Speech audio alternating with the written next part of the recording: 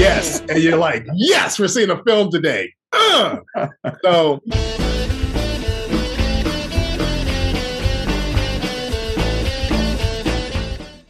Severance was like sleeping in a race car bed. Severance was a different twist on Eternal Sunshine of the Spotless Mind. Severance was one thing, and I can't remember the other. Ooh, very good.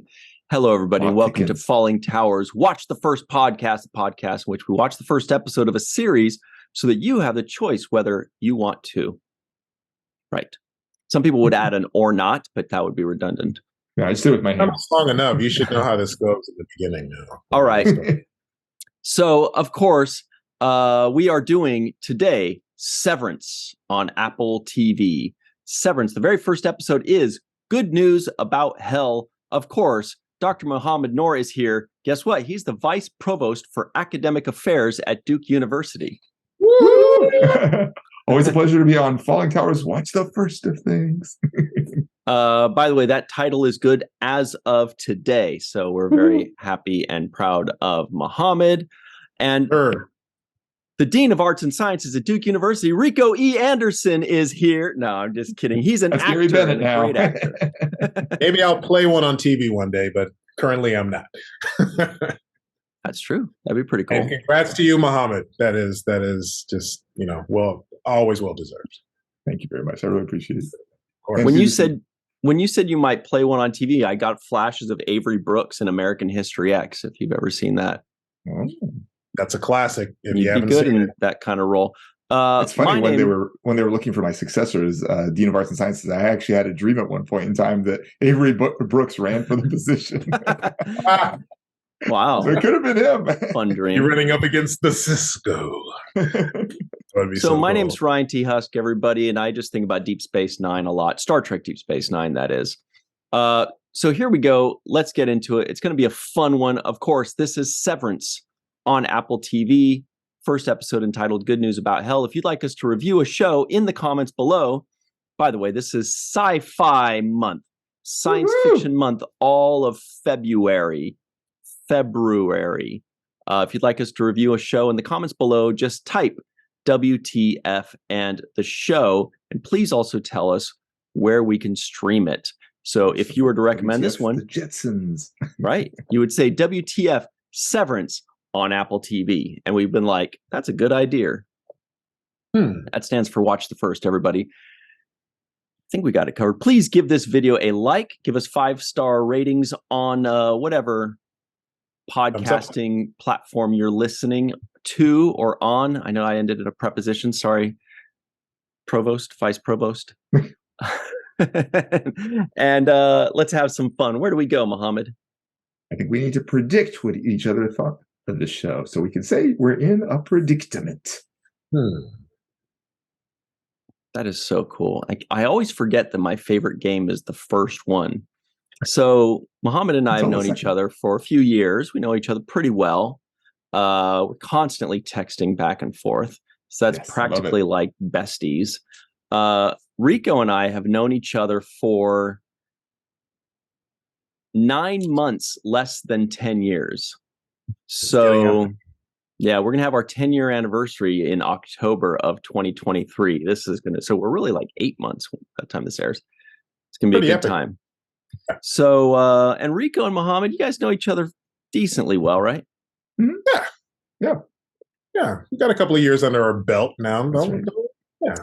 So let's see how well we really know each other by making these predictions that Mohammed mentions. Mohammed, I predict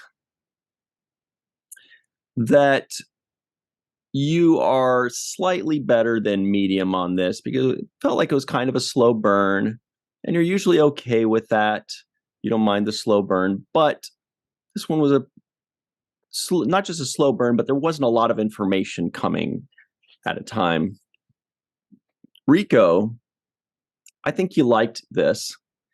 I think you liked it. All around, enjoyed it. I think you had a good time. I think you're interested. I think you're going to watch the next one. I think you're all in. Not head over heels, but you're down with it. You said, this is cool. It's smart, funny in places. It's interesting. I'm in it. What do you think, Mohammed? So I will mirror your prediction of me back to you. That was exactly what I was thinking you were going to say, Wow. or what you were going to think about it. I was thinking Ryan's going to probably feel like this was moving a little slow. I think you're going to like the overall plot. I think you're going to be like, "Wow, this is a slow burn. This is moving forward." But I think you're going to find the plot kind of interesting. So I had to guess what you'd say, maybe high 6, low 7, something like that. Rico, I'm going to guess you like this a little bit more than that. I'm going to guess you're maybe a point above. I'm going to guess that you were maybe in the high 7s area, possibly, for this show. I think you're going to be pretty positive on it because I know you like sci-fi, of course. Yeah, I think you're not going to be as bothered by the slow burn aspect to it, but we'll see. Interesting. Okay. Well, Dr. Muhammad Noor, I believe that you, my friend, like it, but could see it going a little bit faster in the delivery department in general. Ryan, I think you are very much not fully into it. I think that slow burn is like slowly killing you softly, and I feel like you could you're kind of just hanging on by a thread by watching this. So that's my predicalicka. What do we call it? Predicalicka, yes. Thank you. What is the burn? It's slow. So, see, we drew Muhammad Noor away. Oh, there it is. Oh, cool. Yeah. What is the burn? Nice. It is slow. Literally have that sitting there. All right. Up next, everybody at home, please make your predictions. Do you think I liked this show called Severance? Do you think Dr. Noor liked this show? Do you think actor Rico E. Anderson liked this show or not? Go ahead and make your predictions in the live chat or in the comments below while you're typing away, making your predictions. Dr. Noor is going to buy you a little bit of time by telling us all what this show is even about. Ooh, I'll do my best. In the macro data refinement division of Lumon Industries, Mark Scout has just been promoted to department chief.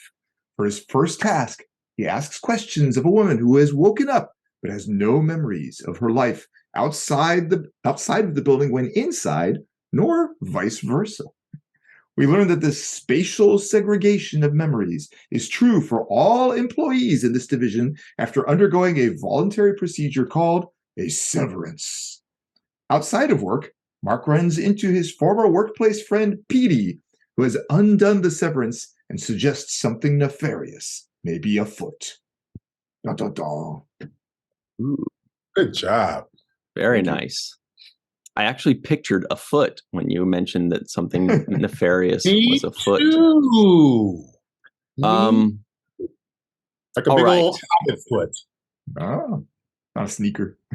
So hopefully, everybody, you are just about done with your predictions because we're about to start giving you a little bit of information to where it won't be a prediction anymore. It'll just be that you listen to what we had to say in a segment that Dr. Noor likes to call Expectations, where we talk a little bit about what you expect and then a lot about what you getchin. Sorry, didn't mean to punch you, Rico. Yeah, good reaction from Rico there. Yeah, that was good. All right. Well, Muhammad, before you watched this first episode of Severance, what did you expect, if anything? It's a good question. I had thank you. I had heard the name Severance. I had known it had gotten a lot of awards. It got like, at least according to the little ads that pop up in Facebook and Twitter, it apparently it was identified as the best series of the year or best drama series of the year or something like that in various newspapers. I didn't know what the plot was. I knew Adam Scott was in it. I think I'd seen him in some of the ads for that. So, I always thought, of course, of the Parks and Rec connection. I don't think I knew anything at all about the plot aside from it's vaguely sci-fi. I do have a friend at work, though, who, when I mentioned yesterday that I was going to do a watch the first of this show, she's like, "Oh, I love that show." And she usually doesn't like shows that I would watch. And I said, we're only going to watch the first episode. She's like, "Oh, it's kind of a slow burn." So that was as much as I had before I clicked play, or before I subscribed to Apple TV and clicked play on it. Oh, so you were forewarned. That aspect. What about you, Rico? What did you expect before you watched this first episode, if anything? Seeing what it looked like in terms of just some of the promo shots and clips and stuff, I expected a Twilight Zone-y type of uh, Black Mirror type situation happening, where things a la Twilight Zone and Black Mirror, for the most part, are very grounded in reality, but with the sci-fi element added to it, which draws you in just enough to where you're like, huh, okay, all right, this is not your average whatever. Let's see what else happens. So. That's it. That's it. Sorry. I was thinking about it. Well, I'll tell you what I expected before I watched this first episode. I feel like for the last few months, there has been a buzz around this show. Like, I've heard it. I don't know if it was on social media, or I'm sure it was on social media, actually. I do remember seeing a lot of posts. And it's just, when things are hot, you kind of hear it. It's kind of everywhere. It felt like it was a handful of months ago that I kept hearing about it. So I knew it existed. We somehow knew it was at least vaguely sci-fi related. That's really it. Didn't know anything. Didn't know anything. Didn't know what to expect. It's 59 minutes long, so pushing it for Ryan. Yeah, boy, that was really. Keep in mind the credits. There's like 5 minutes of credits, so right. And a lot of and a lot of people in our WTF chat had mentioned Severance before. This was also a few months ago. So that's really it. Not much. I knew it was somewhat sci-fi related. That's it. I thought it had to do with maybe like somebody getting fired, like severance pay or something. You know what I mean? Like, I thought that was the connection I made. But that's what we expected. Not much, it seems. Dr. Noor, what did you actually get? I like this show a lot. Actually, I came away very positive about this show. I actually made a list of things I liked about the show. I like the build in it, that, it wasn't just everything immediately revealed, like the first scene where the lady's on the table and you're wondering, like, what's happening? Is this basically just a repeat of Eternal Sunshine of the Spotless Mind? I figured it was going to be some sort of connection like that when she couldn't remember her name or where she'd come from. So I thought maybe it was something like that, because I didn't think it was going to be so nefarious, like they just kidnapped her or something like that. The pacing, actually, although it was slow, I didn't find it boring. I mean, there's some shows that are slow, and I'm just like, oh my God, kill me now. This one I didn't find boring. Like, it was slow, but it felt like it was progressing, and it was like enough to keep you focused, but not so much that you ever felt overwhelmed. I thought that was actually pretty good. I loved Adam Scott's acting, like in the elevator in the very first scene where he was going down, that abrupt transition after the boop sound from like a very depressed to kind of happy, and it was, oh, what is that? And he played it beautifully. I was very excited when I saw Patricia Arquette. I think very highly of her as an actress. I've seen her in like Medium and other shows. And so I was like, oh my God, Patricia Arquette. She was great. She was great. I really enjoyed seeing her in that. The visuals were really good.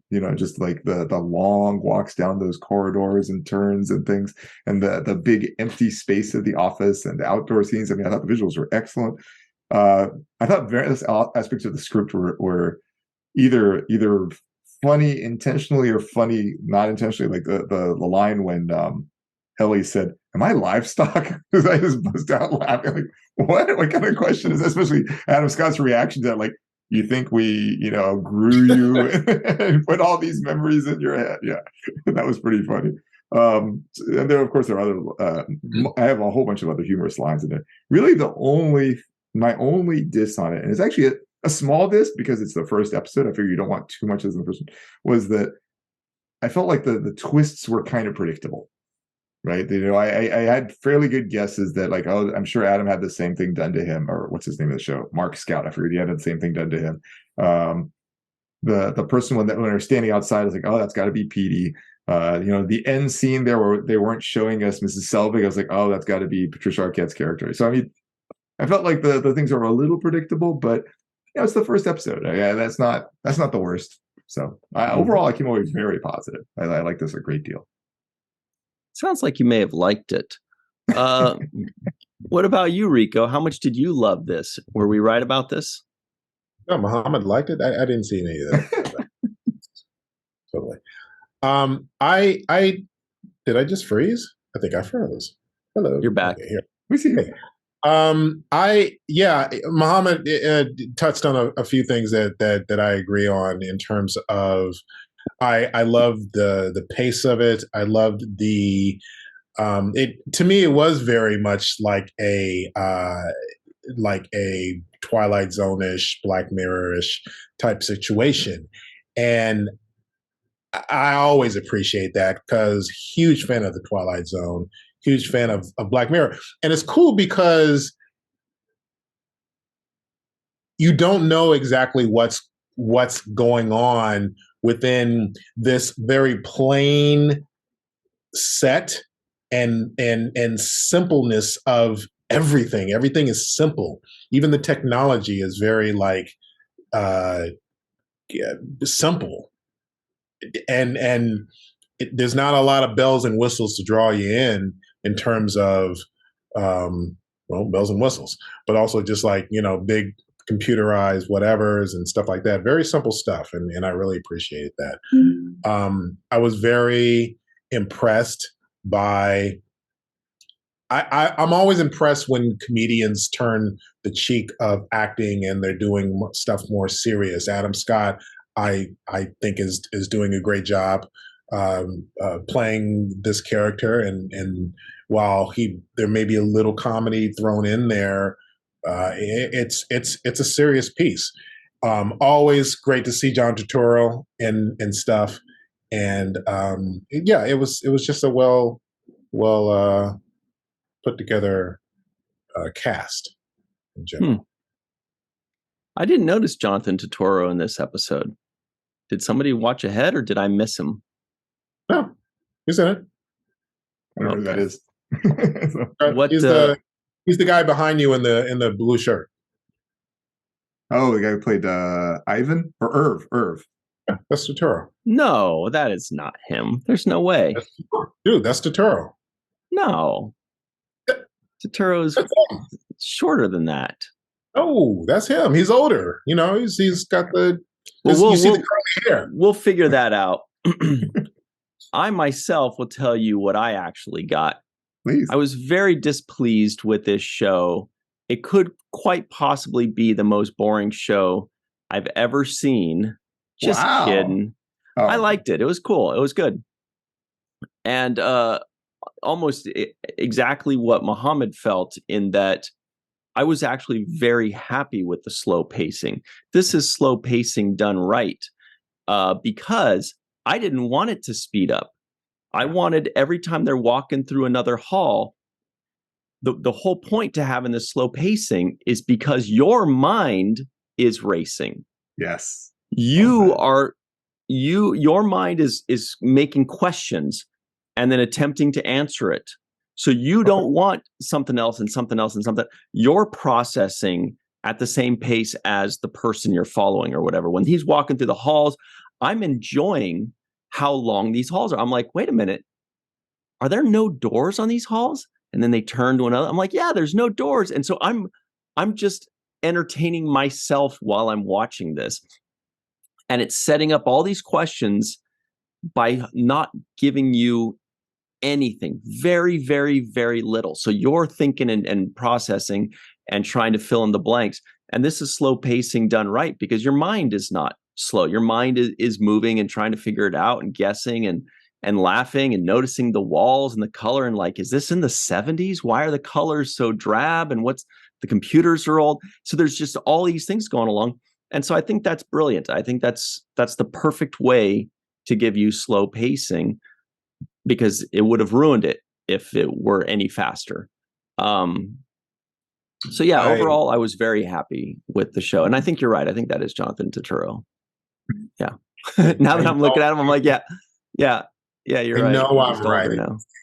Only in this case, though. Because I saw him in the credits, and I remember thinking, oh, I guess he'll be in the next episode. But he was right there. He was the black guy. Yeah, but that's what overall, it was really good. I think I'm probably slightly less high on it than Muhammad and Rico, possibly. But overall, cool, great. And apparently, I'm sure it gets better. Did either of you have any concerns? I mean, I was the one who voiced a negative comment about it. Did either of you have any negative things to say about it, or do you just felt like only positives? Me personally, it looks like Rico's thinking about it. I predicted all the same things you predicted, Muhammad. It was especially the Patricia Arquette thing. And I too was like, oh shit, it's Patricia Arquette. I'm so happy to see her. Like, she's great. She's amazing. She's so weird. And then of course I'm like, okay, that's gotta be the Patricia Arquette character. And then you think, okay, well, is she in on it? Or is she just, and then they stay on her and she's looking intensely and you're like, yeah, I bet she's in on it, So that, I mean, I don't know if that's necessarily a huge knock that, their twists were not really twists to me. The other thing was, and we'll just talk about it a little bit more, but I feel like somehow the second half, when he was out, even though it was more enjoyable for what I usually enjoy watching, like weird silliness and goofy, and it's giving you answers, where the first half is just giving you questions, the second half is giving you more answers. Yet for some reason, when I look back, I feel like the first half was better. Totally agree. Somehow, I don't know why. I'm not smart enough to figure out why. I feel like the second half was what I usually like to see. Mm-hmm. Yet somehow the first half was what really crushed it for me. Yeah, I almost could have split the episode. Oh, I'm sorry, Rico. Yeah. No. I just have a theory. So it's not really a theory, but I believe, because I really love the first half more than the second half also. And I think one of the reasons why is because, we're all three of us are nerds. Us three. Only us three. And maybe all the people in the chat group. But our nerd brain turns on and we're just like, ooh, that's happening. Ooh, that's happening. Ooh, his brain just went, and it's like we're seeing all this stuff and we're looking for stuff too. But when he gets out in the real world, it's pretty much anything goes. Everybody's a civilian. And so I think our sci-fi brain, I know my sci-fi brain just kind of turned off when I saw the real world. Now he's at home. He's just chilling. He's going to eat. You know what I mean? So it wasn't as, it didn't have that element to it that it had when he was in the office and it was plain and we didn't know what was going on, but we knew something was going on. And so that's my thought. I did laugh out loud at the potential. When you said he went to go eat, I laughed out loud at the pretentiousness of that quote unquote dinner. That was hilarious. That could have been, starting there could have been the beginning of its own pilot. Yeah. It had a different kind of tone in a way. By the way, did you notice the director was Ben Stiller? I did see that. So, Muhammad, when you mentioned, watching comedians do something more serious, I knew I'd recognized this Adam Scott guy, but I don't remember in what. I just remember I'm like, this is a comedic actor. I remember him playing like the dick role in like comedy movies or something like that. But he was very serious here. And I thought it was great to see that Ben Stiller directed this, because it almost looked like Ben Stiller cast and was directing a Ben Stiller type.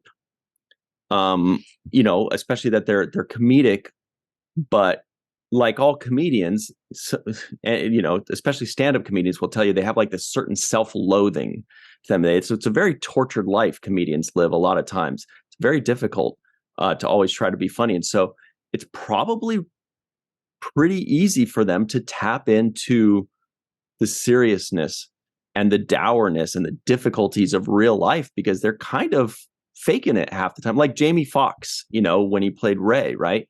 So I too think it's awesome to see comedic actors showing off their dramatic acting chops, because otherwise it's too easy to just kind of like slough them off as, oh, it's just a comedian, Yeah.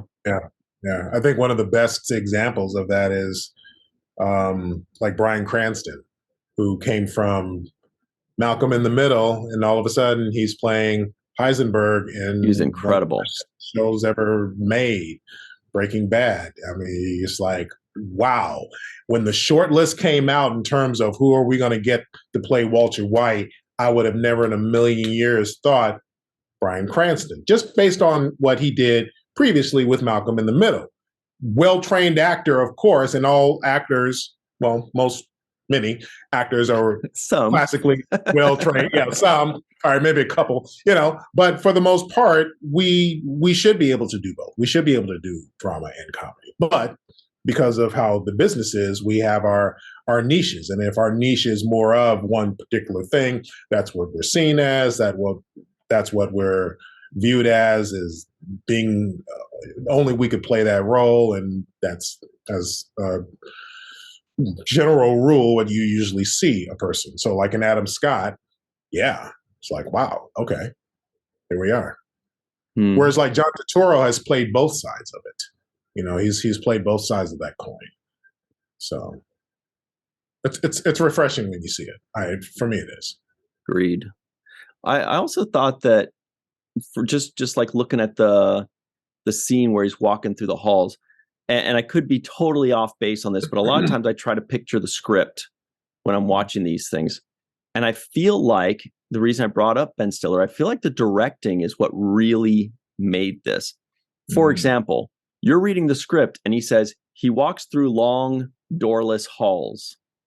Okay, you read that, you're like, okay, that's cool. It's slightly interesting, maybe. It's a detail. But the way it was delivered was he just walking through halls, and then you start to realize, wait a minute, are there no doors here? So it's much more interesting, on the screen than on the page, that particular thing. And so that was just a great reveal where it doesn't like hit you over the head with it. It just kind of like leads you slowly into these kinds of conclusions. So I thought that the directing was incredibly good, personally. And the filming too, sorry. Go ahead. No, please, Muhammad, go ahead. That was it. I'm just gonna say the filming was really good too. The way it was just keeping this just right pacing going through those things, and the angle and everything was like, wow, this is good. Yeah. Well, a couple of things on that. First of all, I love how, with a combination of the writing and of course what we saw visually, the question came out from the redhead. I don't know her name. Helly. Helly. Yes, Helly R. Yes, Helly R. That's right. That I'm sure everybody at one point was thinking, probably up until that moment, she was like, am I dead? And it was cool because I'm sure a lot of people were just thinking, well, yeah, is she dead? What's going on? It's such a weird thing that's going, is it purgatory? Is it heaven? Is it hell? Is it like that twisted version of what hell could be, heaven or purgatory, because it's so bland. So everything's so bland. And then, in between, and in terms of what we have views in terms of, or visuals from Hollywood and pictures of what like heaven looks like and what hell looks like and all that kind of stuff. Yeah, she touched on that, which I thought was cool. Also, I always love a good walkthrough scene. You've seen walkthrough scenes from other shows, and like ER did it. West Wing was like brilliant at it, and it's like the walk and talk scene. And I always love a good long walk scene, whether people are talking or not. Typical Star Trek fan, this guy. Hey, what do you want from me? Go ahead, Muhammad. Sorry. Well, I was going to say on Rico's comment about whether she was dead, I actually thought there's a Doctor Who episode where a character dies. I can't remember his name, but he was like a math teacher or something like that. But he dies, and then this person's interviewing him and has this iPad. And I think he even asked, like, there's iPads in the afterlife? And he's like, yeah, we have some paperwork for you to fill out. It reminded me of that, actually, of that episode. I remember that. Yeah, I know you're talking about. Yeah. Claire's boyfriend, right? Exactly. After he was hit by a car or bus or something. Yeah. That was cool. So I'll tell you where something in my notes that I jotted down, very important to me, was when it first opened up, I was like, okay, I'm not sure if this is going to be great, because, okay, she wakes up, she doesn't remember anything. We've seen this a million times. Fine. It can go in a million different directions. We've seen it so many times in different ways or whatever. But at the end of that open, it says, he says, that's a perfect score, right? When he says that's a perfect score, I was like, boom, A+, solid start, nailed it. Because we're like, what the, but like when they did that, that's where this show went in a different direction. Yeah. That's when they did something like that. That's when you go, ooh, that's very interesting. You've got me now. Now I'm hooked. I need to know more.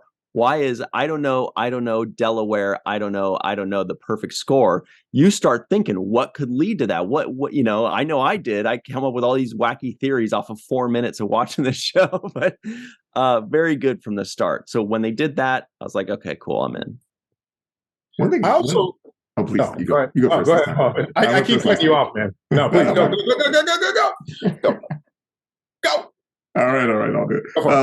The one thing which I thought was a twist, but I'm not sure if it was intended to be or not, was because we saw the same scene from 2 different angles, which I thought was really interesting. And especially I thought that might happen, but I didn't know it would happen like that close in time. And like when she was rattling the door and it was actually right next to him, like that close to him, I thought that was interesting. Mm-hmm. But the part that I thought was especially interesting was when after he went into the room, Patricia Arquette's character, was it? Miss Cobell was watching him, and I kept on wondering, like, so which of them is actually being tested? And I thought that was an interesting angle to it. It's possible the answer was both, but it was. Mm-hmm. I thought that was not expected, and that was cool. That was all I was going to say. Mm-hmm. Well, he was promoted, so I'm sure, like, with any promotion, there's still that trial period. It's like, all right, we promoted you. Don't suck. You got 6 months not to suck, because if you suck, I don't know. Yeah, you're out of here. So that could be too. Was the whole office setup? It had a very mid-century modern. Type of. I was like, is this supposed to take place in the 70s? I don't get it. Yeah, it was very interesting because even like the TV on that big car, it reminded me of like the TVs that they would wheel in when we're in school. Yes. And you're like, yes, we're seeing a film today. So yes. And they roll that thing out and they, especially because it's just a plug and play. Did you see that? When we were in school, though, it was not that easy. There's this, there's that, and then it's not working. They're hemming and hawing. Maybe it's plug the AC. At least it was a DVD, so it's not so old, But that's the thing I was actually going to touch on. I was actually kind of hoping he would have popped in a VHS. That would have been hilarious. Or even let's take it even further back, a Betamax or something. I don't know. Or not dating myself here, but even further back when you would have to like set up the projector to real. Yeah. But I thought a VHS would have been great. I mean, we're kind of pretty much. I mean, DVDs still exist and still have a place, but there's a slow phase out of that because everything's digital and on demand and stuff. But I don't know, a VHS would have been hilarious. So I looked up after watching the show, and when I was writing the summary thing, I was trying to remember what was the name of the company again. And I remember it was Lumon Industries. I wasn't sure how to spell it, so I just Googled it. They have a website. I definitely encourage everybody watching to pull up the website. It's kind of like awesome. A fake company website. It's like Lumon.industries or something like that, and it comes up. But it has years on it because you can pull up like about, and it has like here's who the CEOs are, and that's where that name Mr. Egan shows up in there. The person who asked about his breakfast. So, wow, that's cool. I definitely encourage people to check that out. It was an amusing website. That's cool. Mm-hmm. No spoilers, though? No spoilers. I remember when I think it was Star Trek 2009 came out, and there was a website. What year was that? I'm not sure. And there's this website that it was kind of a mysterious type. Was it Star Trek 2000? I think it was Star Trek 2009. Anyway, it was, but it was very simple. It was very simple. There was nothing on it because everything was very hush hush until it came out. But they would have like little things and like little hints and clues. I can't remember exactly what they started off with and how it built. Maybe some people in the chat remember, but it was, and I don't think it was like go to StarTrek.com or go to Star Trek 2009. It was like you had to know to go to it or something like that. So, Muhammad, when you mentioned that, so it kind of reminded me of that, and how sometimes when certain films or franchises came out, they would have like connecting websites to kind of help with the storyline to, or like there's a clue there, and if you see this clue, it'll help you understand what's going on in this particular scene or this particular storyline or something like that. Mm-hmm. You know, there was a lot of comedy in here. It was extremely understated, but that's part of what's good about a slow burn, is that you're really watching and focusing, so they can say very subtle, slight, understated things, and you catch the joke. The whole dinner scene was great. When he finally meets Petey at the end, he says, "I'm your best friend. You're my very good friend." That's funny. That was an interesting line. Especially because if you're not listening to every word he says, your mind is going to fill in the blank of "we're best friends," and you're not going to catch that there's a subtle little joke in there. And there was a lot of that stuff, and that script, that's all good script stuff. I found myself laughing a lot, starting with the perfect score thing with Delaware, and when Mr. mid-level or whatever he said, Milchick? Yeah. He said, "You guys are my favorite office friendship." that's like, it made me think, this guy's just watching them. Like they just watch him all day long. He's like, "Yeah, this is my favorite office friendship. These guys are funny. I like them. They're cute." That's brilliant, I thought. One of my favorite office friendships is actually what he said. Mohammed, you were going to say something else too? I had a bunch of them, especially for the latter half. I had some of the first half too, but the latter half, I like the sister saying, "If I give you $3,000, will you forgive me?" I thought that was great. Mm-hmm. Of course, this was clearly intended to be funny too. He said, "I had to drown out the memory of mom and dad's making me switch beds," or something along those lines. "I stand by you without reservation." Yeah. And I like her response to the beds one, saying like, "How long you been sitting on that one?" Yeah. But yeah, no, I believe them being brother and sister too. That was very much so. Like, yeah, just like those little quips, just little things, little sibling isms, that. Or what about when he was in the VIP area by himself? That's classic. Yeah. Just hanging out. Boy, what's VIP about this? I just sit here by myself. I can hang out table. Yeah. Speaking of VIPs, though, Rico E. Anderson, let us talk about you for a moment. It's all the same to you. What's new? You got some big things happening lately, don't you? Yeah, I'm very excited about a couple of things that has surfaced. I went to Budapest, Hungary in November. They didn't feed you on the plane? No, they didn't. They're very, very cruel. Very cruel people. No. I went to Budapest, Hungary, actually not in November, in October. And I shot an episode of FBI International.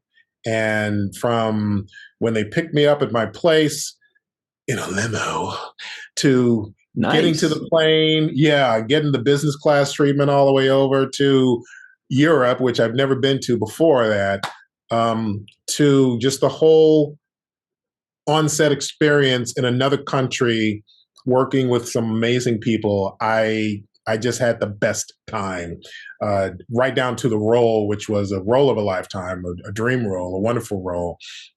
All the thing is, as an actor, you work hard towards, and you hope and pray that you get in terms of that type of role.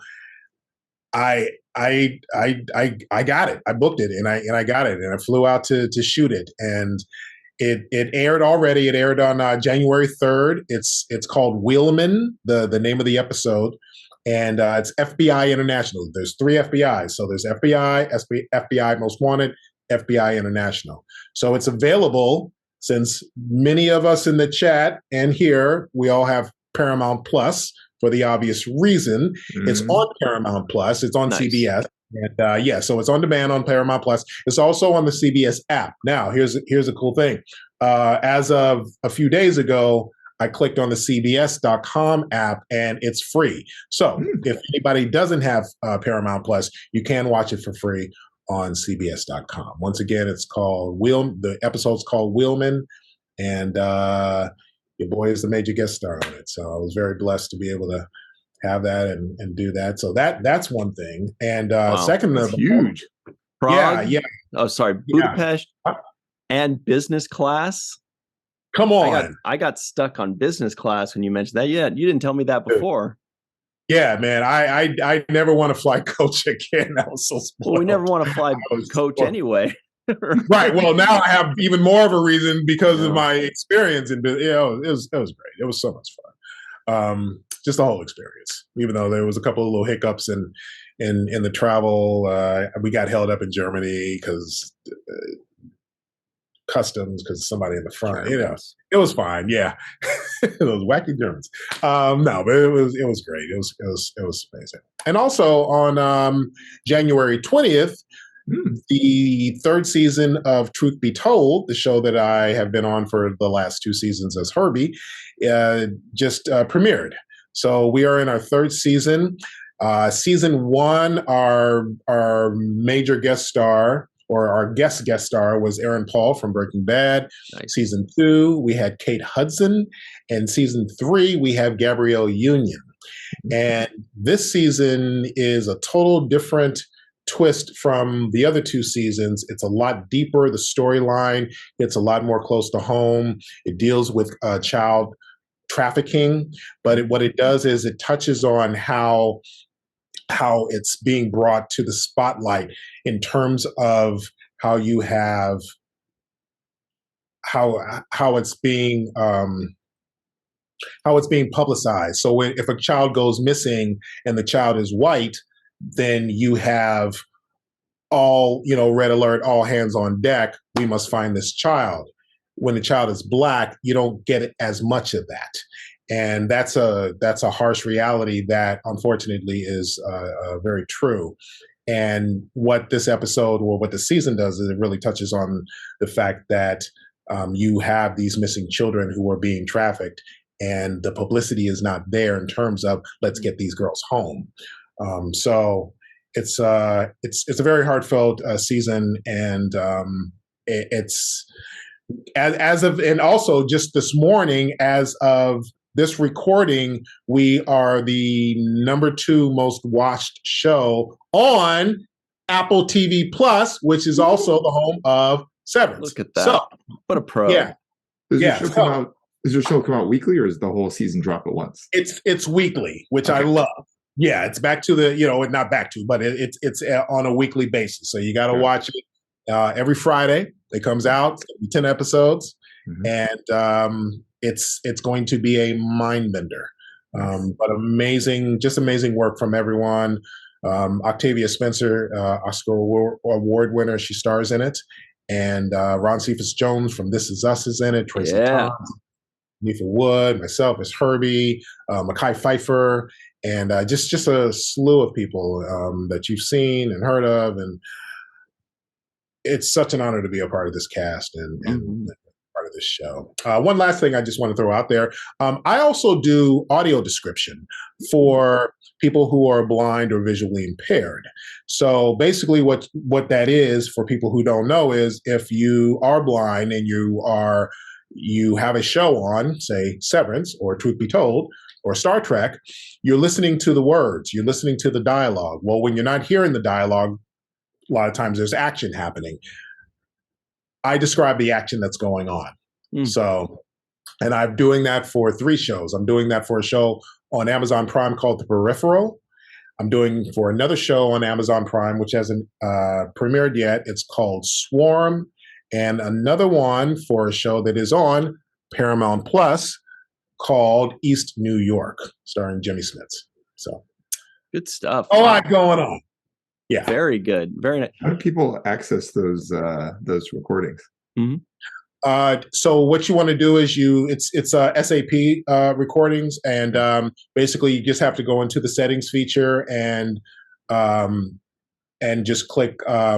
It's you know how like you have the option of different languages to listen to it in, or if you want to put in subtitles, you want to look for English audio. Shoot, what is it? English audio description. So it might be English AD or English audio recording or something like that. So, thank you. Yeah. So yeah, and then you'll hear the voice describing the action, and yeah, it's been around forever, and it happens. It's pretty much any episode of any show. So you can turn on your favorite Star Trek episode, or you can turn on Severance and watch that, and you will get the audio descriptions of what's happening. All right. Speaking of Severance, great stuff. Everybody go check all of that out. Man, Rico, you're so busy. No wonder you haven't been texting me back. I thought it was because you didn't like me. Well, there's that. I knew that was coming. I was like, just let him say it. It's going to happen. It's going to happen whether you like it or not. Don't project out. I love you. Right. So it's time to move forward all the way to the terrible twos. Not yet. We got one more thing. Oh, your favorite characters. That's right. Muhammad's like, we got to talk about our favorite characters. That's right. All right. Muhammad, who was your favorite character? I'd say it was Patricia Arquette's character, Miss Cobell or Mrs. Selvig. Either way, I thought she was stellar. I liked especially the scene where Adam Scott came back and he asked, "Are you mad at me?" And she said, "For the incompetence or for the disobedience?" Yes. Yeah, she screamed yes. She's so weird. Excellent. No, she's epic. So that'd be I'm biased because I've always liked her. That works for her. You know, it's like. Our good buddy Darth Shuey loves Patricia Arquette as well. What about you, Rico? Favorite character?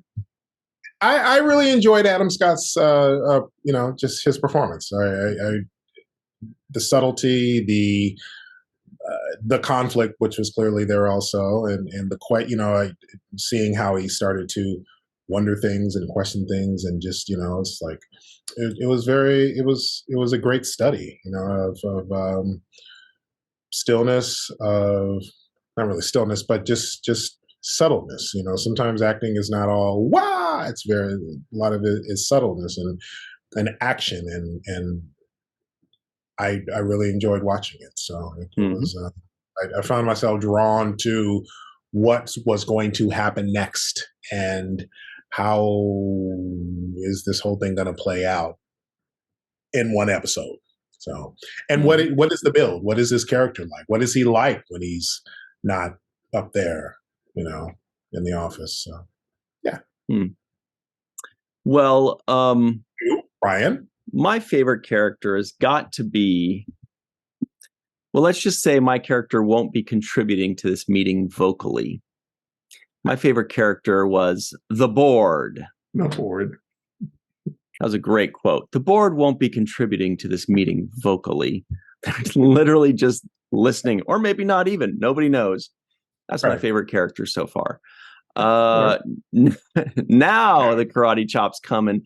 Terrible twos are all set. That's the only name that we have for them, and it's go time. Only name. Bottom line. It's the two most important questions of the show. Question number one is, Dr. Muhammad Noor, on a scale of 1 to 10, what would you give this first episode of Severance, entitled Good News About Helly R? It's actually Good News About Helly. Yeah. Good expansion there. I like it, though. Like I said, I love this show. I'm actually going to go, and what I've written down in my notes is a 9. I'm going to go with that 9. I really liked it a lot. Okay. What about you, Rico E. Anderson? I'm gonna give it an 8. I loved it too. I wish I would have gotten a little more from the other people in the office in terms of introduction, investments. I know it's just the first episode, and I've no doubt, if the writing's good and everything, that we're going to learn about everybody as more episodes go. But I with that said, that you have your best foot forward, and your best foot forward in TV is the first episode. So you want to be able to do what you can to draw people in. I wanted to get more from the other people in the office. I didn't get that. Also, the second half to me was fascinating, but I wasn't blown away by it, and that's where I'm at with that. So I give it an 8, but an 8 is good because it tapped into my sci-fi love, and it tapped into my Twilight Zone, Black Mirror love, and they got me. And I was like, okay, room for improvement. And again, I know sometimes you can't put everything in one episode, in a pilot episode. It's a slow burn. So, but that said, I know you saw all up my nose. That said, 8 with basic room for improvement, which I'm pretty sure will happen in future episodes. Very possibly. I think agreed that it seems like this second half was a classic case of we think we know what we want, but we don't actually know what we want. It's kind of like when, as the viewer, you want this couple to finally get together and the writer's not putting them together. It's because you don't actually want that, because once you want that, then there's nothing really left. Yeah. And so they set up that tension, like the Sam and Diane or whatever, forever, right? They set up that tension and they don't give you what you want because you think you want it, but it's actually not better for the show. So when they flipped to the second half and we got to see outside, I was like, oh, goody. What a deal. I didn't think I was going to get to see this. I thought we were just going to be following along this mystery. We were going to get no answers and it was going to kind of not give me what I wanted. We went outside and I was like, whoa, awesome. We already get to see it. I don't have to wait till the last episode of the last season. But it turns out that I don't think that's actually what would have been better. I thought it would have been better when it first happened, but it turns out I think it would have been better if we just stayed in that office for the entire first episode. And then you can give us a twist at the end, any kind of twist at the end that you want. They gave us the twist at the end outside, but not inside. You could still give us something, totally fine. And then you start the second episode outside. Can you imagine? You just start the second episode outside, or the first episode ends with him walking outside, and you're like, oh my God, I've got to see this next episode to see what's going on out there. But where it really made its money for me was in that first half, where we're just not getting anything, but we're still gripped. So 7.8 from me. I originally gave it a 7.6. I bumped it up because I realized how much I enjoyed the directing. So I put it up to a 7.8. Question number 2. For the purpose of this podcast, we all had to watch the first episode of Severance. But now that the podcast is over and we're free to move about the internet on business class, if you're Rico, I threw myself off. Dr. Muhammad Noor, of your own volition, would you watch the second episode? It's a hell yeah. Yeah. I might watch it tonight. I really enjoyed it a lot. I'm very curious, especially about the scene. I don't know if you remember where Helly was trying to leave and couldn't leave, and Adam wasn't allowed to look, or Adam's not his name in the show, Mark was not allowed to look. Weird. So I'm curious if that will get a little bit more explained, because that was the only thing that was like, what exactly was happening there? So I'd like to learn more about that, as well as, of course, the other things which were more explicitly brought out. So yeah, very much so. It's like I said, likely tonight, and very likely before the end of the week. Wow. So Rico, that means Muhammad is not going to the club tonight. He's going no club, sorry. Second episode of Severance. What about you, Rico? Most definitely. I want to know what's going on, and I want to learn more about the other characters, and I want to see what's going on with creepy man who likes to hang out behind trees, and Petey. Yeah, Petey, and tell people that I'm your best friend. You're my good friend. And yeah. And I want to know more about Helly's background too, and what's going on with her. Plus, she's cute. So Helly, yeah. Yeah, right? I'm just trying to tell you. So, yeah, definitely want to know more. And Ryan, I gotta say, I do definitely agree with you. I mean, this could have easily have been a two, like basically, like it's almost like this pilot could have been like a half hour, and then the second episode could have been like, meanwhile, out in the real world, which could actually have been the name of the second episode. But I think it also works either, both ways. So, yes, I would definitely watch the second episode. They tapped into all my personal likes sci-fi wise, and I want to know more about what's going on with this whole elevator thing and up and down. What's up with that? What's up with that? I want to know more. Memory about that. Wipes, and then memory wipes the other way. And also, why is the Office the way it is? It was originally British. Okay, this show. Yeah. Well, good stuff there. One last point. I really like the setting. That sleepy mountain town with like the track housing, condo stuff. I don't know. Really cool. Yes, I would watch the second episode. I'm not sure that I will. Probably not. But because it didn't, that second half didn't pique my interest as much as had they not given us those answers, but it's very good. I do recommend it to anybody that wants to see it. I would watch the second episode, and I may, especially the way Muhammad was talking so excitedly about it. I was like kind of jealous. I was like, damn, maybe I want to watch it too. Then I don't want him to be the only one that gets to watch it. Yeah, we'll watch it on Zoom together. All right, so that's 3 yeses, everybody. All the hoopla about this show was right. I don't remember what the hoopla was, but it was buzzworthy. Everybody was right. I have it here. We agree. Severance is crowned the best series of the year from New York Times, LA Times, Vanity Fair, and more. Nominated for 2 Critics' Choice Awards, the Emmy-winning drama series is directed by Ben Stiller and stars Adam Scott. All right. Man, we could have just cut to that. They're right. All right, everybody. If you'd like us to review a show, good or bad, doesn't have to be the best show of the year because there's only one of those. In the comments below, type WTF and the show, and then please tell us where we can watch it. Give this video a like, give us 5-star ratings on your audio podcast playing device. What is it? Whatever, give us 5-star ratings.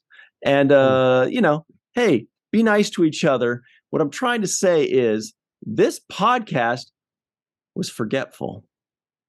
I don't think it was forgetful at all. This podcast was memorable and a love fest for a great show. This podcast tickled my nerve endings, my nerdy nerve endings, in a good way. It's because I had been severed.